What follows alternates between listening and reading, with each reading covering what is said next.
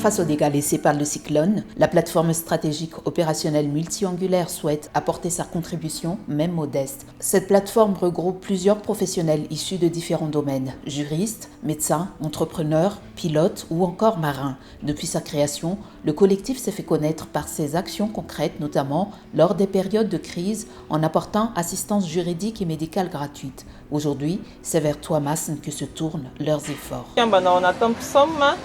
Sy ny adi-pulsa dia mikarakara hetsika ho fanarenana ny Toamasina. Hitondra izay anjara biriky moa zany fa tsy hoe fanarenana zato isan-jato fa hitondra izay zaka.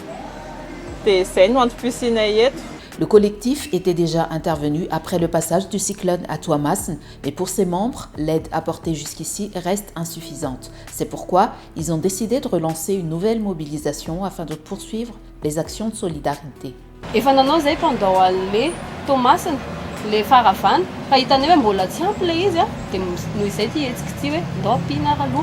Pour les membres de l'APSOM, l'objectif n'est pas de tout reconstruire mais d'apporter une contribution concrète. Par exemple, participer à la réhabilitation d'une école ou soutenir un établissement hospitalier. Pour moi, misy zavatra anankiray tsy hoe tonga dia izy rehetra no vitanay daholo fa mba farafaratsy no ohatra mba mahavita manarina école anankiray zay na mahavita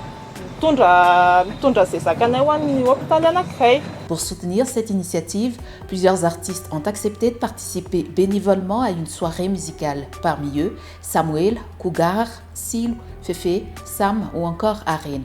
Tous se mobilisent dans un même esprit, celui de la solidarité. Pour les artistes également, cette participation est avant tout un geste de solidarité envers les victimes de la catastrophe.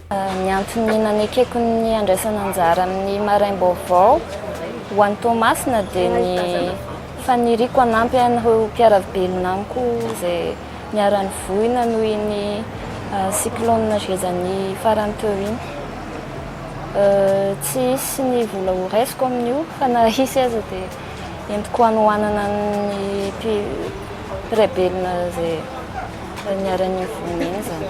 Un concert solidaire mais aussi un appel à la mobilisation. Les organisateurs invitent chacun à participer, que ce soit par un don ou simplement en venant assister au spectacle. Fanamariana kely moa zany sady atao eto ny fisaorana, atao sahady ny fisaorana ho anareo artista rehetra izay nandray anjara. Fa tena tolo-tanana tokoa ilay izy, tsisy resaka cachet, tsisy resaka vola fa tena hoe natsoina dia vonona dia makasitraka indrindra tompoko. Dia manasa antsika rehetra izay mbola tsy tratrantso mba ho avy rapitso ato amin'ny food court La City Ivandry hisy ny fampisehoana iarahana amin'ny artista maro. Anisan'izany ny tenako izay hanome seho hafakely ho antsika tsirairay hafa tonga avy ho an'ny Toamasina.